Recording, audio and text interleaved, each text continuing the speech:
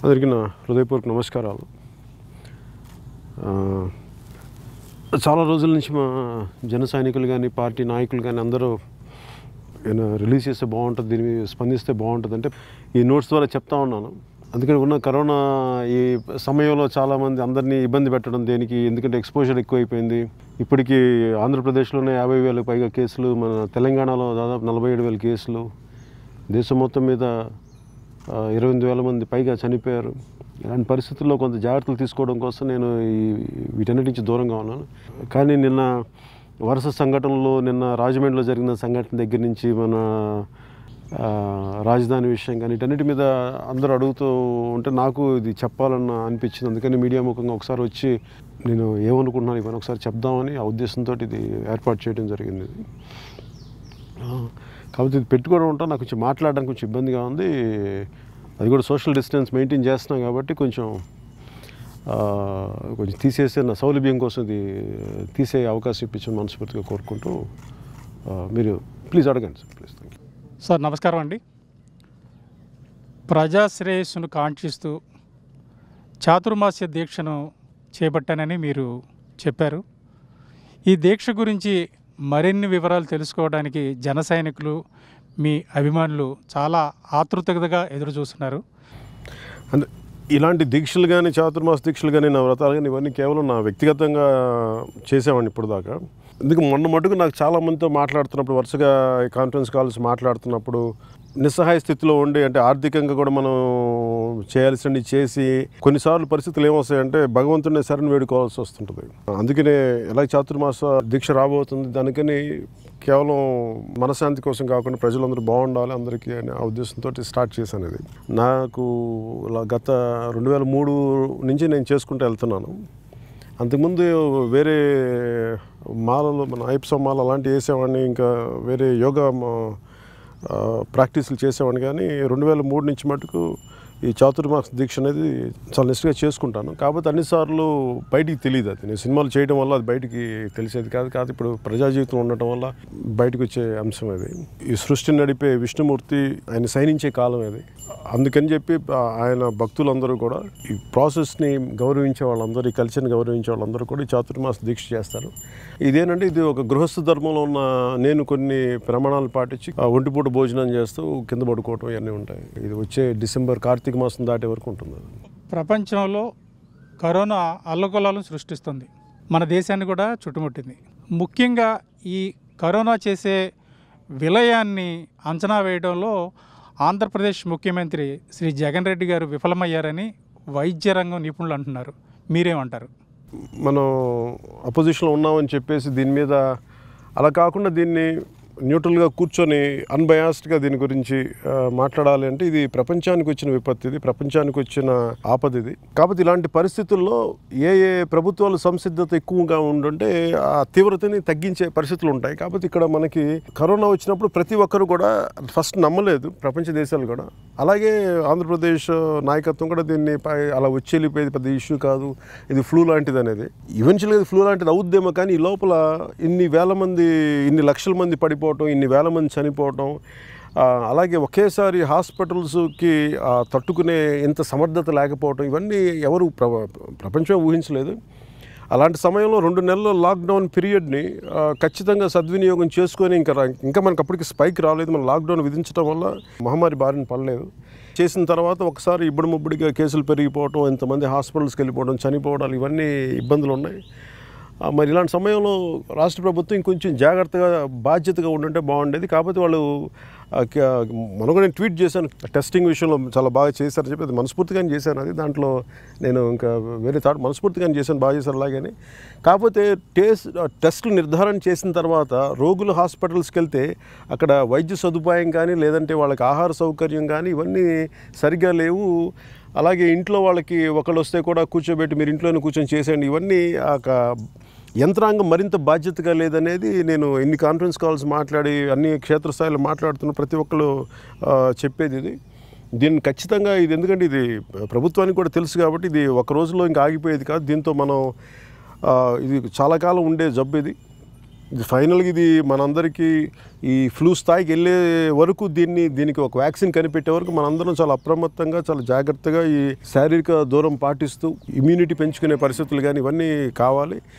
ఎందుకంటే రాష్ట్రాన్ని నడిపే వ్యక్తులే దీన్ని కొంచెం మరింత బాధ్యతగా మరింత జాగ్రత్తగా చెప్తే క్షేత్రస్థాయిలో సామాన్య జనం కూడా దీని తాలూకు తీవ్రత అర్థమవుతుంది. అందుకని ఇలాంటి చెప్పడంలో కొంత నిర్లక్ష్యం వహించారు నాకు అనిపించింది. అందుకని అది రాష్ట్ర ప్రభుత్వం కూడా ఆ దిశగా ఆలోచించి చేయాలి అని నేను కోరుకుంటున్నాను.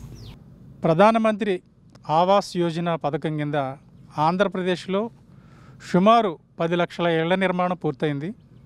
మరో 3 లక్షల ఇళ్ళు నిర్మాణ దశలో ఉన్నాయి. ఈ ఇళ్ల నిర్మాణ కేటాయింపులో అనేక అవకతవకలు జరిగాయని, గతంలో కేటాయింపులు జరిగిన వారి పేర్లు కూడా తీసేసి వైసీపీకి అనుకూలంగా ఉన్న వారి పేర్లు రాస్తున్నారన్న ఆరోపణలు బలంగా ఉన్న నేపథ్యంలో మీరు బీజేపీతో కలిసి నిరసన దీక్ష ధర్నాలు చేస్తున్నారు.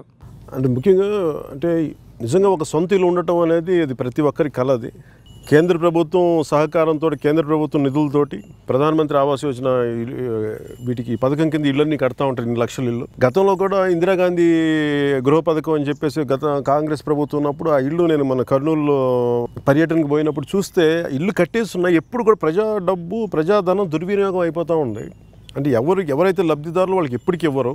ఎందుకంటే రకరకాల వీళ్ళు మా పార్టీ వాళ్ళు కాదో, లేదంటే వీళ్ళు మనకు ఓట్లే లేదో, లేదంటే వీళ్ళకి మనకు సంబంధించిన లేదంటే ఆ ల్యాండ్స్ని అక్కడున్న స్థానిక రాజకీయ నాయకులు ఆక్యుపై చేసుకుందామనే ఉద్దేశంతో ఏదో రకరకాల కారణాలతోటి ఎప్పుడు కూడా ఇల్లు కట్టి వదిలేయటం అనేది ఒక రివాజ్గా మారిపోయింది. గత ప్రభుత్వం ఆంధ్రప్రదేశ్ ప్రభుత్వం కేంద్ర ప్రభుత్వం సహకారంతో దాదాపు 10,000 కోట్లు పైగా ఇన్ని లక్షల ఇల్లు నిర్మించిన తర్వాత సరైన లబ్ధిదారులకు ఇవ్వకుండా, ఇది నేను కర్నూలు వెళ్ళాను, మన మంగళగిరిలో చూసాను, తర్వాత అలాగే ఏ పర్యటనకి వెళ్ళినా కానీ ఎవరో ఒకరు కూర్చోబెట్టి నాకు రిప్రజెంటేషన్స్ ఇస్తూ ఉంటారు. ఇట్లాగా మేము డబ్బులు కట్టాం, ఒక సింగిల్ బెడ్రూమ్కి మేము 50,000 మొదటి విడత కట్టాం, 25,000 కట్టాం, తర్వాత మాకు ఇల్లు రాలేదు అనేది ఇప్పుడు వచ్చి అడుగుతుంటే అందరూ ఇచ్చే కంప్లైంట్ ఏంటంటే మీరు మా పార్టీకి ఓటు లేదు కాబట్టి మీరు ఇవ్వాల్సిన అవసరం లేదని కొన్ని కేసులు, లేదంటే మీరు అనుకూలంగా ఉంటానంటే అని చెప్పి మొత్తానికి ఇది ఒక అస్తవ్యస్తంగా తయారు చేశారు దీన్ని. నేను కోరుకునేది ఏంటంటే ఈ రోజున భారతీయ జనతా పార్టీ జనసేన పెట్టిన ఈ ధర్నా కూడా ఏంటంటే ఇది ప్రజలందరిలోకి వెళ్ళాలి. ఎందుకంటే మేము ఆ బాధితుల పక్షాన్ని నిలబడి వాళ్ళకి మేము బలమైన గొంతుకు అవ్వాలి. ఎందుకంటే ఇది నిజమైన లబ్ధిదారులకి ఎవరైతే డబ్బులు కట్టారో వాళ్ళకి ఆ పథకం కింద వాళ్ళకి ఆ ఇల్లు వాళ్ళు ఏ ఇల్లు కోసం డబ్బులు కట్టారో వాళ్ళకి ఇల్లు ఇవ్వాలని మనస్ఫూర్తిగా మేము వాళ్ళకి మద్దతు తెలుపుతా ఉన్నాం. ఇది అంతేగాని వీళ్ళు మన పార్టీ కాదు ఇలాంటివన్నీ చేస్తే మటుకు ఇవన్నీ ఒకటి పేర్చుకుంటే పెద్ద సమస్యలు అవుతాయి. అందుకని దయచేసి రాష్ట్ర ప్రభుత్వానికి కూడా నా విన్నపం, నిజమైన లబ్ధిదారులకు దయచేసి ఇచ్చేసేయండి ఆ ఇల్లు, మీరు ఇంకా ఆలస్యం చేయొద్దని మేము ఈరోజు కోరుకుంటా ఉన్నాం. ఈ ఇళ్లతో పాటు ఆంధ్రప్రదేశ్లో ప్రస్తుతం జరుగుతున్న ఇళ్ల స్థలాల పంపిణీ వ్యవహారం కూడా అనేక ఆరోపణలకు గురవుతుంది. ఈ ఇళ్ల స్థలాల కేటాయింపులో అవకతవకలు జరుగుతున్నాయని, అలాగే భూసేకరణలో రాజకీయ జోక్యం ఎక్కువగా ఉందని, 5-6 లక్షలు ఎకరం విలువ చేసే భూమిని కూడా 50 లక్షలకి అమ్ముతూ అందులో కమిషన్లు రాజకీయ నాయకులు స్వాహా చేస్తున్నారన్న బలమైన ఆరోపణలు ఉన్నాయి. మీరేమంటారు? అంటే ఎలక్షన్ టైమ్స్లో ఇచ్చే ఈ సోప్స్ కానీ అంటే మేము ఇవి ఇచ్చేస్తాం, ఈ ప్రమాణాలు చాలా ప్రమాణాలు చేస్తారు, కేవలం అవి ఎలక్షన్ల వరకు పరిమితం. ప్రజలు ఏంటంటే ఎన్నిసార్లు వాళ్ళు మోసం చేసినా కానీ అది నమ్మే ప్రజానీకం ఉన్నప్పుడు ఇలాంటి ఆటలన్నీ సాగుతూ ఉంటాయి. నిజంగా అంత భూమి ఉందా? ఎందుకంటే భూమి లేని చోట వర్టికల్గా మనం పెంచుతాం కానీ ఇళ్ళ పట్టాలనేది అసలు చెప్తున్నప్పుడే దాంట్లో ఒక మోసం చేసే ఒక విధానం ఉంటుంది, దాంట్లో ప్రజల్ని వంచే విధానం ఉంటుంది. 10,000 మందికి ఇస్తామని చెప్పి ఒక 500 మందికి 1000 మందికి వచ్చి మిగతా 9,000 మందికి వదిలేస్తారు. కానీ పేపర్స్లో కానీ మీడియాలో కానీ వీళ్ళ 10,000 మందికి ఇచ్చినట్టుగా ఒక భ్రాంతి కలుగుతుంది. ఉన్న స్థలాలు కూడా ముఖ్యంగా దళిత భూములు, అసైన్డ్ భూములు ఉన్నాయో అసైన్డ్ భూములని తీసేసుకొని వాళ్ళని భయపెట్టో నయానో రకరకాల పరిస్థితులకి వాళ్ళని పరిస్థితుల్లో పెట్టి ఆ స్థలాలు తీసుకొని వాళ్ళకు కూడా అక్కడ ఇళ్ళ పట్టాలు లేవు, ఇంకో చోట ఎక్కడో ఇస్తాం లేదని చెప్పి ఇలా ఇన్ని అవకతవకలు. అలాగే ఒక ఎకరం కొనడానికి 10 లక్షలు. నేను కాన్ఫరెన్స్ కాల్స్ మాట్లాడి క్షేత్రస్థాయిలో నాకు వచ్చిన రిపోర్ట్స్ ఏంటంటే ఉదాహరణకి ఒక ప్రైవేట్ ల్యాండ్ కొనాలి అంటే అది 10 లక్షలు లేదంటే 8 లక్షలు 7 లక్షలు ఉన్న భూమి అయితే దానికి దాదాపు 4 ఇంతలు 7 ఇంతలు 3 ఇంతలు కొన్ని చోట్లయితే 50-55 లక్షలు పైగా కూడా దానికి ప్రభుత్వం చేత డబ్బులు ఇప్పించి అది రైతుల మధ్యలోనూ ఈ దళారీ ప్రభుత్వం ఎవరైతే నడుపుతున్నారో వీళ్ళందరి మధ్యలో ఇది చాలా విపరీతమైన మనకి నిధుల దుర్వినియోగం జరిగింది, చాలా అవకతవకలు జరిగినాయి అనేది మనకి ప్రతి చోట ఇది నాకు రిపోర్ట్స్ వస్తూనే ఉన్నాయి. అదే నేను గత కాన్ఫరెన్స్ కాల్స్లో కూడా ఇది చాలా బలంగా చెప్తా ఉన్నారు. ఖచ్చితంగా ఇళ్ల పట్టాల విషయంలో చాలా అవకతవకలు జరిగినాయి.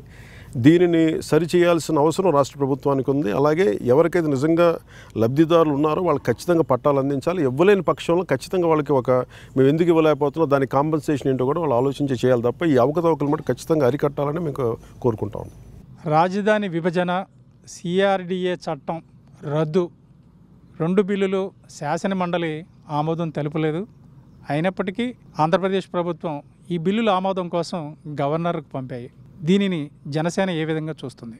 ఈ ముఖ్యంగా 3 రాజధానులు, ఇక్కడ రాజధాని లేదంటే రకరకాల కారణాల మీద మనకి శాసనసభలు మేము అసెంబ్లీలో తీర్మానం చేశాం కాబట్టి మనకి మండలిలో అవసరం లేదని చెప్పి, అలాగే రకరకాల టెక్నికాలిటీస్ పేరు మీద ఈ రోజున మళ్ళీ తీసుకెళ్ళి గవర్నర్ గారికి పంపించి ఆయన ఆమోదం కోసం ఈరోజు అందరూ వెయిట్ చేస్తూ ఉన్నారు. నేను నిన్న కాన్ఫరెన్స్ కాల్లో కూడా మేము మాట్లాడుతున్నప్పుడు మా జనరల్ సెక్రటరీ శివశంకర్ గారు కానీ, లేదంటే తోట గారు కానీ, అలాగే పిఎస్సి చైర్మన్ నాదెండ్ల మనోహర్ గారు, వీళ్ళందరూ పెద్దలందరూ మాట్లాడుతున్నప్పుడు అందరూ అనేది ఏంటంటే ముఖ్యంగా ఆంధ్రప్రదేశ్ విభజన జరిగినప్పుడు అంటే దీని గురించి మాట్లాడాలంటే కొంచెం వివరంగా లోతుగా వెళ్ళాల్సింది ఏంటంటే ఆంధ్రప్రదేశ్ విభజన జరిగినప్పుడు హైదరాబాద్ అనే ఒక ఉమ్మడికి అందరం ఒక కాంట్రిబ్యూట్ చేసి డెవలప్ అయిన నగరం సడన్గా ఆంధ్రప్రదేశ్ విడిపోయిన తర్వాత దానికి నగరం లేదు. అందుకే ఖచ్చితంగా ఒక బలమైన క్యాపిటల్ కావాలి. ఆ రోజున మేము మోడీ గారితో కూడా మేమందరం ఉన్నప్పుడు ఖచ్చితంగా బలమైన చక్కటి రాజధాని కావాలి అనేది. కానీ ఆ రోజు తెలుగుదేశం ప్రభుత్వం చేసింది ఏంటంటే ఆ రోజు మోడీ గారు వీళ్ళందరూ మాట్లాడుతున్నప్పుడు మోడీ గారు చెప్పింది కూడా ఏంటంటే గాంధీనగర్ని ఉదహరించారు ఆయన. మేము బాంబేతో విడిపోయిన తర్వాత మాకు చాలా ఇన్ని సంవత్సరాలు పట్టింది, మీరు ఒక 2-3 వేల ఎకరాల్లో చాలా బలమైన చక్కటి రాజధాని చేసుకోవచ్చు, అది కాలక్రమంలో చాలా మీకు అభివృద్ధి అవుద్ది అనేది చెప్పారు. అందరూ దానికి ఆమోదించాం, అందరూ హర్షం ప్రకటించారు. కానీ తెలుగుదేశం ప్రభుత్వం వచ్చాక వాళ్ళు చేసిన తప్పు ఏంటంటే అది వాళ్ళు తీసుకున్న విధాన నిర్ణయం లేదంటే వాళ్ళు ఆలోచించి కావాలని చేశారు. కారణాలు ఏమైనప్పటికీ అంత భూమిని సేకరించడం రైతుల దగ్గర నుంచి మేము ఆ రోజు నుంచి కూడా నాకు వ్యక్తిగతంగా నేను ఆ రోజు నుంచి కూడా చెప్తా ఉన్నాను, పార్టీ పరంగా చెప్తున్నాను. ఎందుకంటే ఇంత రైతుల దగ్గర నుంచి ఇన్ని భూములు సేకరించి సింగపూర్ తరహా రాజధాని కట్టాలి దీనికి. అంటే సింగపూర్ తరహా రాజధాని కట్టాలంటే సింగపూర్ లాంటి ఒక వ్యవస్థ ఉండాలి అక్కడ. లీ క్వాన్ యూ లాంటి అసలు తను ఒక చైనీస్ వ్యక్తి అయ్యండి, చైనీస్ ఆరిజిన్ వ్యక్తి అయ్యండి, భారతీయులను కానీ మిగతా యూరేషియన్స్ని కానీ లేదంటే అక్కడున్న మలైస్ని కానీ అన్ని రకాల విభిన్నమైన జాతుల్ని సింగపూరియన్గా ఆయన ట్రీట్ చేయగలిగాడు. అలాంటి చాలా ఉన్నతమైన మనసు. అలాంటి రాజకీయ విధానం మనకి లేదు ఇక్కడ. అలాంటి రాజకీయ విధానం లేనప్పుడు సింగపూర్ తరహా రాజధాని అంటే ఇది ఆ కాన్సెప్ట్ అమ్మేయడానికి చేశారు తప్ప అంతంత భూములు తీసుకున్నప్పుడు మొదటి నుంచి నాకున్న భయం. ఆ రోజున రైతులకి చెప్పాను, మొన్న కూడా రైతులకి చెప్పాను, ఈరోజు కూడా మాకు అనిపించింది అంత భూములు తీసుకుంటే అది ఎప్పటికైనా ఇబ్బంది అవుద్ది ఒకవేళ అభివృద్ధి చేయనప్పుడు అనేది ఉంది. ఆ రోజున మరి అందరూ కూడా దానికి మద్దతు తెలిపారు. కానీ ఈరోజు నిజంగా నష్టపోతుంది, రైతులు నష్టపోతూ ఉన్నారు. జనసేన తరపు నుంచి మేము కోరుకుంటుంది కూడా రైతులకి మేము ఖచ్చితంగా అండగా నిలబడతాం. మేము రైతులందరికీ అభివృద్ధి అనేది అన్ని చోట్ల జరగాలి, కానీ కేవలం రాజధానులు విడగొట్టినంత మాత్రాన అభివృద్ధి జరుగుద్ది అనేది కూడా అది లాస్ట్ టైం మీకు సింగపూర్ తరహా రాజధాని అనే కాన్సెప్ట్ని ఎలా అమ్మారో తెలుగుదేశం పార్టీ నాయకులు ఈసారి కూడా మనకి అధికార వికేంద్రీకరణ అని చెప్పేసి మళ్ళీ 3 రాజధానుల మీద చేయడం కూడా ఇది కూడా అలాంటి కాన్సెప్ట్ అమ్మడం తప్ప ఇంకోసారి ప్రజలకి ఒక కళ చూపించడం తప్ప నిజానికి వాస్తవానికి అది ఏ రూపు దాల్చదు కూడా అవన్నీ. అందుకని ఇవన్నీ ఆపేసి నిజంగా వైసీపీ ప్రభుత్వం రైతులకి ఎలాంటి అండగా నిలబడాలి. ఎందుకంటే మొన్న కూడా చాలా డిస్కషన్స్లో నేను చాలా పెద్ద స్థాయిలో వ్యక్తులతో మాట్లాడుతున్నప్పుడు వారికి కూడా ఒకటే తెలియజేశాను, రైతుల దగ్గర వాళ్ళు బతికే భూముల్ని వాళ్ళు అమ్ముకున్నప్పుడు నమ్మి ఒక ప్రభుత్వానికి ఇచ్చినప్పుడు ఆ భూముల్ని వాళ్ళు ఇప్పుడు వ్యవసాయం చేసుకోలేరు, వాళ్ళ భూములు మనం వాళ్ళు తిరిగి ఇవ్వలేం, వాళ్ళు అనుకున్న అభివృద్ధి చేయలేనప్పుడు రేపొద్దున వాళ్ళ పోనీ వాళ్ళు ఏదైనా ప్రొటెస్ట్ చేద్దాం, వాళ్ళకి నిరసన చేద్దామంటే 200 రోజుల పైగా పోలీస్ వ్యవస్థతోటి వాళ్ళ మీద దాడులు జరిపించి ఆడవాళ్ళని లేకుండా, చిన్నపిల్లలను లేకుండా, విద్యార్థులను లేకుండా, పెద్దవాళ్ళని లేకుండా దాడులు చేసి పోలీసుల చేత లాఠీలతోటి కొట్టించి పాపం అవన్నీ చాలా బాధాకరంగా అనిపించింది. నిజంగా దాంట్లో ఏదైనా అవకతవకలు ఉంటే అవి సరిచేసి ముందుకు తీసుకెళ్లే విధానమే ఉండాలి తప్ప దీనిని ఇలా చేస్తే నాకున్న భావన కానీ నాకున్న భయం కూడా ఏంటంటే ఇది ఇంకొక నందిగ్రామ్ అవ్వకూడదు అన్నదే మటుకు నాకు ఖచ్చితమైన ఒక అభిప్రాయం ఉంది నాకు. ఎందుకంటే ఇలాంటి భావోద్వేగాలు చాలా సున్నితంగా ఉండేవి, బయటికి కనిపించవు. చాలా దెబ్బలు తిని అవమానపడున్నారు. నందిగ్రామంలో చిన్న కొన్ని ఒక 1000 ఎకరాల లోపుకి అంత గొడవ జరిగింది దానికి. అలాంటిది ఈరోజు ఇన్ని వేల ఎకరాలకి దీన్ని నిర్లక్ష్యంగా వదిలేస్తే, రాష్ట్ర ప్రభుత్వం చిన్న సమస్య అని చెప్పి వదిలేస్తే మటుకు ఈ భావోద్వేగాల్లో తెలుగుదేశం పార్టీ కానీ వైసీపీ పార్టీ మీరు వీళ్ళ ఆధిపత్య పోరులో నలిగిపోయేది, రైతులు నలిగిపోతారు. వాళ్ళు ఇచ్చింది ఆంధ్రప్రదేశ్ ప్రభుత్వానికి, అది దృష్టిలో పెట్టుకుని రైతులకి అండగా నిలబడాలి. అది అన్ని పార్టీలు కూడా, భారతీయ జనతా పార్టీ కానీ జనసేన కానీ ఏ పార్టీలైనా సరే నిజంగా రైతులకు అండగా నిలబడాలని చెప్పేసి మనస్ఫూర్తిగా మేము మొదటి నుంచి అదే విధానం తీసుకుంటున్నాం. ఈ రోజుకి అదే మాట మీద మేము ఉన్నాం. కానీ దీంట్లో చాలా సున్నితమైన అంశం ఏంటంటే, మళ్ళీ ఇది పక్క జిల్లాలకి ఏదైనా ఇబ్బంది పడద్దు అది అని అంటే ఇదేంటంటే కొన్ని విషయాలు ఉన్నప్పుడు నిర్మోహమాటంగా మాట్లాడుకొని చేయాలి. నిన్న కూడా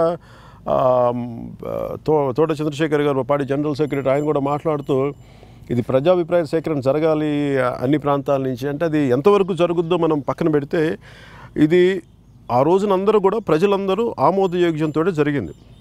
ప్రజల్లో వాళ్ళ రిప్రజెంటేటివ్స్ ఉన్నారు, ఎమ్మెల్యేస్ ఉన్నారు. ఈ రోజున వైసీపీ ప్రభుత్వం చేస్తున్న విధానం ఏంటంటే, ఆ రోజున మీరు ప్రతిపక్షంలో ఉన్నప్పుడు ఆ రోజున కూడా మేము 3 రాజధానులే మేము నమ్ముతున్నామని చెప్పుంటే ఈరోజు నిజంగా ఇంతమంది ఇచ్చేవాళ్ళు కాదేమో, అసలు జరిగేది కాదేమో. ఆ రోజున అందరూ ఒప్పుకున్న తర్వాత ఈరోజు మళ్ళీ మారుస్తామంటే రకరకాల కారణాలు చెప్పి అది మనం వంచిన వాళ్ళం అవుతాం. దాని పర్యవసానాలు ఎలా ఉంటాయో ఒక్క సంఘటన జరిగితే అన్నీ బయటకు వస్తాయి. అందుకని దాన్ని చాలా సున్నితంగా ఆలోచించాల్సిన అంశం. ప్రతిసార్లు ఈ రైతుల్ని ఇబ్బంది పెట్టేసి వాళ్ళ కన్నీళ్ళు మంచిది కాదు. ఆ రైతు పెట్టే కన్నీరు ఎవరినైనా మలమల మార్చేస్తుంది. కానీ ప్రభుత్వాలు కానీ ప్రజాప్రతినిధులు కానీ చాలా జాగ్రత్తగా దీన్ని సున్నితంగానే దీన్ని మీరు హ్యాండిల్ చేయాలని మనస్ఫూర్తిగా కోరుకుంటున్నాను.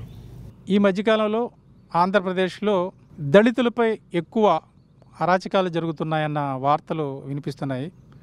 డాక్టర్ సుధాకర్ గారు కానీ, లేదంటే కడప జిల్లాలో ఒక న్యాయమూర్తి మీద కానీ, అదేవిధంగా 2-3 రోజుల క్రితం రాజమండ్రిలో ఒక దళిత బాలిక మీద అత్యాచారం కేసు కానీ, నిన్న మొన్న జరిగిన శిరోమండనం కేసు కానీ, ఇవన్నీ దళితుల మీద జరుగుతున్న సంఘటనలే. దీనిని దళితుల అణిచివేతగా భావించవచ్చు అంటారా? అంటే ఇది నేను రెగ్యులర్గా అలా ఎలా మాట్లాడాలంటే, కానీ నేనేం చూస్తున్నానంటే, దీంట్లో సాక్షాత్ ఈ రాష్ట్ర హోంమంత్రి దళిత వర్గానికి చెందిన వ్యక్తి, మరి ఆవిడ ఆధ్వర్యంలోని ఇవన్నీ జరుగుతూ ఉంటే, మరి ఇన్ని కేసులు, 1 కాదు 2 కాదు, ఒకటైతే ఒక యాక్సిడెంట్ అనుకోవచ్చు, 2 అయితే అనుకోవచ్చు, కానీ ఇది ఒక విధానంగా జరుగుతుంటే దీన్ని ఖచ్చితంగా ఆ వర్గం పట్ల వీళ్ళకి సానుకూల దృక్పథం లేదనేది అనిపిస్తుంది. ముఖ్యంగా ఆ వర్గాల నుంచి వచ్చిన హోంమంత్రి ఉండి వాళ్ళని రక్షించలేకపోవడం నిజంగా చాలా బాధ కలిగించే అంశం. రాజమండ్రిలో జరిగిన శిరోమండనం కేసులో దోషులు ఇంతవరకు కనీసం దోషులపై కేసులు కూడా పెట్టలేదు. అంటే ఇది కేసులు కూడా పెట్టట్లేదంటే దీని వెనకాల ప్రభుత్వం మద్దతు ఏమన్నా ఉందా? అంటే మద్దతు ఉందని అనుకోవాలి. ఎందుకంటే ఒక సుధాకర్ గారి మీద ఒక మాట అన్నప్పుడు అంత బలంగా పనిచేసిన వ్యవస్థ, మరి అదే వ్యవస్థ ఒకళ్ళకి అన్యాయం జరిగినప్పుడు పని చేయాలి కదా. పని చేయకపోక వాళ్ళు కూడా కొంత ప్రభుత్వపు కార్యకర్తలాగా కొంతమంది పోలీస్ శాఖలో ఉండే కొద్దిమంది పని చేయటం, మరి అలాంటి అనుమానాలకే దారితీస్తూ ఉంది. అందుకని అది నిజంగా ఇదేంటంటే ఇది నమ్మకం కలిగించే విషయాలు. ఇది ఏదో చిన్నగా కొట్టేద్దామనే విషయం కాదు, కానీ ఇది నమ్మకం కలిగేసి. ఎందుకంటే ఇలాంటి ఇష్యూస్లో దోషుల్ని కఠినంగా శిక్షించకపోతే, ఎవరైతే చేశారో, ఎవరినో నామకే వాస్తే ఎవరినో పెట్టి ట్రైనీ ఎస్ఐలను వీళ్ళని పెట్టి కాకుండా నిజంగా ఎవరైతే అసలు ఆ సంఘటన కారకులు అయ్యారో వాళ్ళందరినీ కూడా మీరు బలంగా శిక్షించకపోతే, అది రేపొద్దున రకరకాల దళిత సంఘాలు కానీ, లేదంటే ప్రజా సంఘాలు కానీ, ప్రతి ఒక్కరు ఇంక్లూడింగ్ మిగతా అలాంటి పార్టీలు కానీ ఖచ్చితంగా అలాంటి ఇష్యూస్ ఖచ్చితంగా బలమైన మద్దతు ఉంటుంది ఖచ్చితంగా. ప్రభుత్వం దీన్ని స్పందించి ఎవరైతే దోషులున్నారో వాళ్ళు ఖచ్చితంగా శిక్షించాలని మనస్ఫూర్తిగా కోరుకుంటున్నాను.